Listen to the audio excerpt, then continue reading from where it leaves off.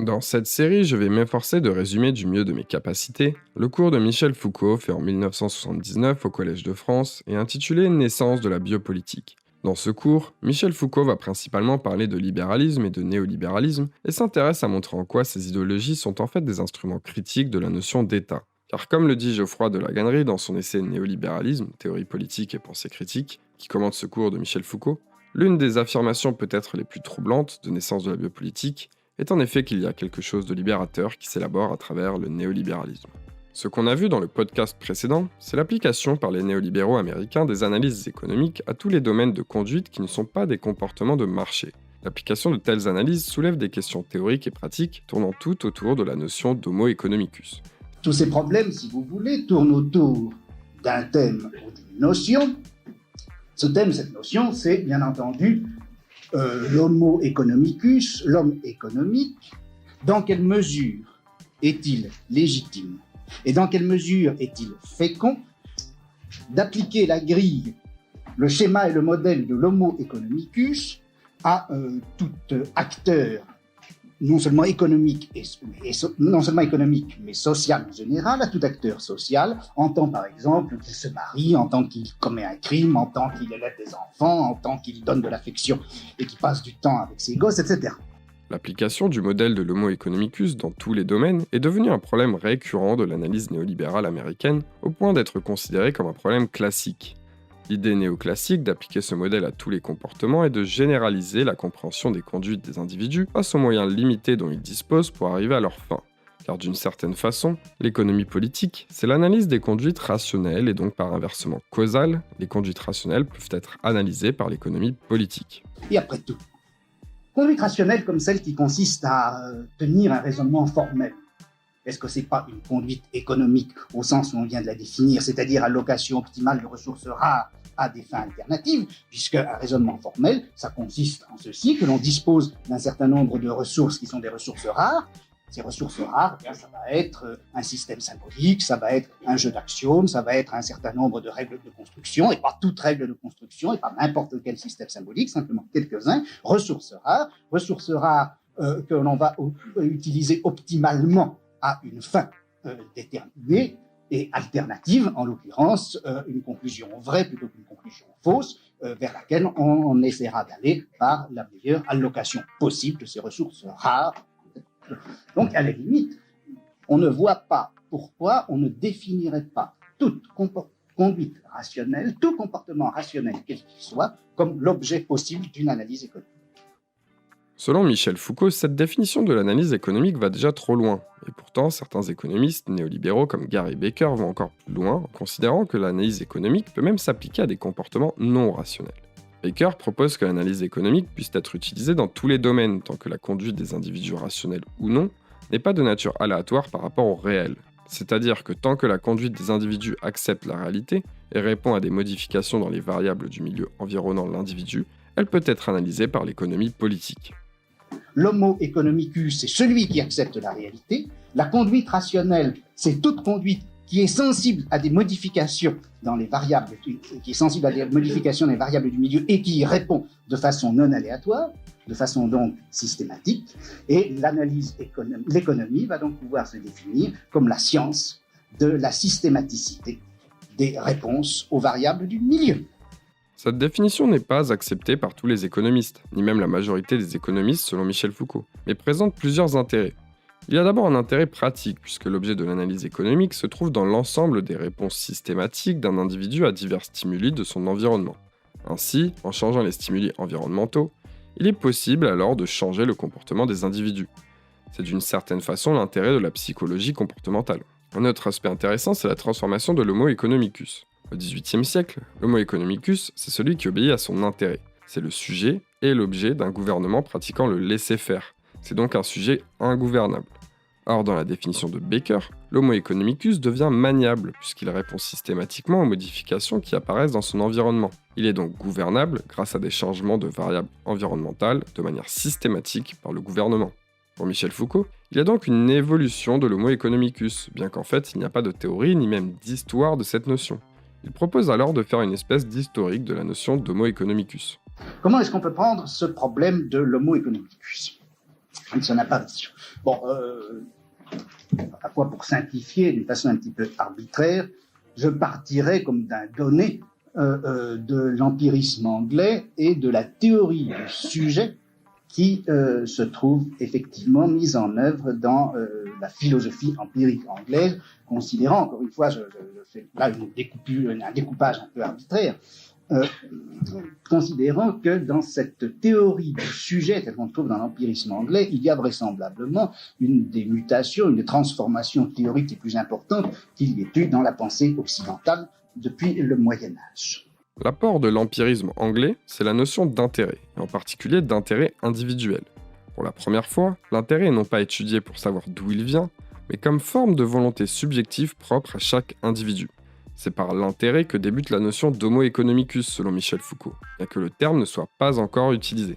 Il y a donc définition d'un sujet de l'intérêt, et ce sujet de l'intérêt, il peut être considéré proche d'un sujet juridique, ou au moins en tout cas capable de respecter une volonté juridique. Et ça, en effet, ce qu'on voit au XVIIe, tout au long du XVIIIe siècle, jusqu'à un juriste comme Blackstone dans la seconde moitié du XVIIIe siècle, au milieu du XVIIIe siècle, une espèce de mélange de l'analyse juridique et de l'analyse en termes d'intérêt. Par exemple, quand Blackstone pose le problème du contrat primitif, du contrat social, il dit pourquoi est-ce que les individus ont contracté? Ils ont contracté parce qu'il y avait intérêt, les individus, chaque individu a ses intérêts, mais voilà que dans l'état de nature et avant le contrat, ces intérêts sont menacés, donc pour sauvegarder quelques-uns au moins de leurs intérêts, ils sont obligés d'en sacrifier certains autres, on va sacrifier l'immédiat à ce qui est plus important et éventuellement différé, bref, l'intérêt apparaît là comme un principe empirique de contrat. Et la volonté juridique qui se forme alors, le sujet de droit qui se constitue à travers le contrat, c'est au fond le sujet de l'intérêt, mais le sujet de l'intérêt en quelque sorte épuré, devenu calculateur, rationalisé, etc. Or, pour David Hume, la volonté juridique et la volonté d'intérêt ne sont pas aussi proches l'une de l'autre. L'intérêt est plus important que le contrat, car pour Hume, si les gens obéissent à un contrat, c'est parce qu'ils y trouvent un intérêt, et pas parce que c'est un contrat. Si jamais ces mêmes gens ne trouvent plus d'intérêt à ce contrat, ils arrêteront de le suivre s'ils le peuvent. Le sujet d'intérêt déborde donc sur le sujet de droit, car l'intérêt est toujours plus fort que le droit. En effet, le sujet de droit, ce n'est qu'un sujet qui accepte de céder certains droits, d'avoir certaines limitations de ses droits, pour en avoir d'autres, alors que le sujet de l'intérêt n'accepte jamais de renoncer à son intérêt. Les deux mécaniques autour de ces deux sujets sont donc bien différentes. Elles fonctionnent même de manière inverse l'une de l'autre. Car selon les économistes, non seulement chacun peut suivre son propre intérêt, mais il faut que chacun suive son propre intérêt, qu'il le suive jusqu'au bout en cherchant à le pousser à son maximum. Et c'est à ce moment-là que l'on va trouver les éléments à partir de quoi l'intérêt des autres non seulement sera préservé, mais se trouvera par là même majoré. On a donc, avec le sujet d'intérêt, tel que les économistes le font fonctionner, une mécanique tout à fait différente de cette dialectique du sujet de droit, puisque c'est une mécanique égoïste, c'est une mécanique immédiatement multiplicatrice, c'est une mécanique sans transcendance aucune, et c'est une mécanique où la volonté de chacun va s'accorder spontanément et comme involontairement à la volonté et à l'intérêt des autres. On est au plus loin de ce qui est la dialectique de la renonciation, de la transcendance et du lien volontaire que l'on trouve dans la théorie juridique du contrat. Le marché et le contrat fonctionnent exactement à l'inverse l'un de l'autre. Et on a en fait deux structures hétérogènes l'une à l'autre. Cette mécanique de l'intérêt, c'est ce qui caractérise l'homo economicus. Cet intérêt de l'individu ne vient pas de nulle part et dépend d'une infinité de choses dont la plupart d'entre elles sont complètement imprévisibles et de nature chaotique. Et pourtant, Condorcet, dans Les progrès de l'esprit humain, dit que dans ce chaos permanent, on voit néanmoins, par une loi générale du monde moral, les efforts de chacun pour soi-même servir au bien de tous. Donc sans le savoir, sans même le vouloir, sans même le contrôler, les individus, en suivant leurs intérêts, vont créer une série d'événements positifs qui sera profitable à tous. L'homo economicus se trouve donc ainsi placé dans ce qu'on pourrait appeler un double involontaire l'involontaire des accidents qui lui arrivent et l'involontaire du profit qu'il produit pour les autres, sans qu'il les cherche. Il est également placé dans un double indéfini, puisque, d'une part, les accidents dont dépend son intérêt appartiennent à un domaine que l'on ne peut pas parcourir ni totaliser, et d'un autre côté, le profit qu'il va produire pour les autres en produisant le sien propre, eh bien, lui aussi est un indéfini qui n'est pas totalisable. Double involontaire, double indéfini, double non totalisable, sans que pour autant ces indéfinis, ces involontaires, ces incontrôlables, ces intotalisables disqualifient son intérêt, sans que ça disqualifie le calcul qu'il peut faire pour rejoindre au mieux son intérêt. Au contraire, ces indéfinis fondent en quelque sorte le calcul proprement individuel qu'il fait, lui donne consistance, lui donne effet, l'inscrivent dans la réalité et le lient de la meilleure façon possible avec tout le reste du monde. On a donc un système dans lequel l'homo economicus va devoir le caractère positif de son calcul à tout ce qui précisément échappe à son calcul. On arrive alors à la notion de la main invisible, notion utilisée une seule fois par Adam Smith dans son ouvrage La richesse des nations où il dit « En préférant le succès de l'industrie nationale à celui de l'industrie étrangère, le marchand ne pense qu'à se donner personnellement une plus grande sûreté. En dirigeant cette industrie de manière à ce que son produit ait la plus grande valeur possible, le marchand ne pense qu'à son propre gain. En cela et en beaucoup d'autres cas, il est conduit par une main invisible pour remplir une fin qui n'entre nullement dans ses intentions. » Cette notion de main invisible est importante, pas tant par la présence d'une main, mais par la présence d'un processus invisible. Car sans trop savoir comment ni pourquoi, les gens suivant leurs propres intérêts économiques rendent leurs actions profitables à tous. Et pour Adam Smith, ce n'est pas plus mal, car il ajoute plus loin dans l'ouvrage, et je cite « Je n'ai jamais vu que ceux qui aspirent dans leurs entreprises de commerce à travailler pour le bien général aient jamais fait beaucoup de bonnes choses. Il est vrai que cette belle passion n'entre pas très communément parmi les marchands. » En gros, grâce au ciel, les gens ne se préoccupent que de leur intérêt. Grâce au ciel, les marchands sont de parfaits égoïstes, et rares sont parmi eux ceux qui se préoccupent du bien général, car lorsqu'ils commencent à se préoccuper du bien général, c'est à ce moment-là que les choses commencent à ne pas marcher. Autrement dit, il y a donc deux éléments qui sont absolument couplés l'un à l'autre. Pour qu'il y ait certitude de profit collectif, pour qu'il soit certain que le plus grand bien soit atteint pour le plus grand nombre de gens, non seulement il est possible, mais il faut absolument que chacun des acteurs soit aveugle à cette totalité. Il doit y avoir une incertitude au niveau du résultat collectif pour chacun, de manière que ce résultat collectif positif puisse être effectivement attendu. L'obscurité, l'aveuglement sont absolument nécessaires à tous les agents économiques. Le bien collectif n'est pas possible par une stratégie économique. C'est au contraire quand chacun poursuit son intérêt individuel qu'arrive le bien collectif. C'est là, ce processus invisible, qui est indispensable pour espérer une quelconque amélioration de la situation collective. Ce concept empêche toute forme de totalisation de l'activité économique, ce qui fait que ni les agents économiques, ni les agents politiques ne doivent toucher à l'économie.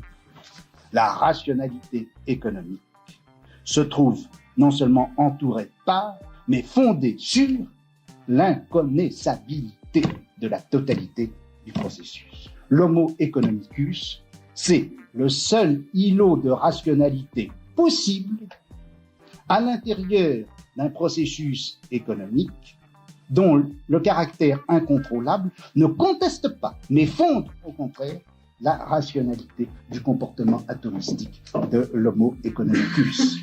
Ainsi, le monde économique est par nature opaque, il est par nature intotalisable, il est originairement et définitivement constitué de points de vue dont la multiplicité est d'autant plus irréductible que cette multiplicité même assure spontanément et en fin de compte leur convergence. L'économie est une discipline athée, l'économie est une discipline sans Dieu, l'économie est une discipline sans totalité, l'économie est une discipline qui commence à manifester non seulement l'inutilité, mais l'impossibilité d'un point de vue souverain, d'un point de vue du souverain, sur la totalité de l'État qu'il a à gouverner.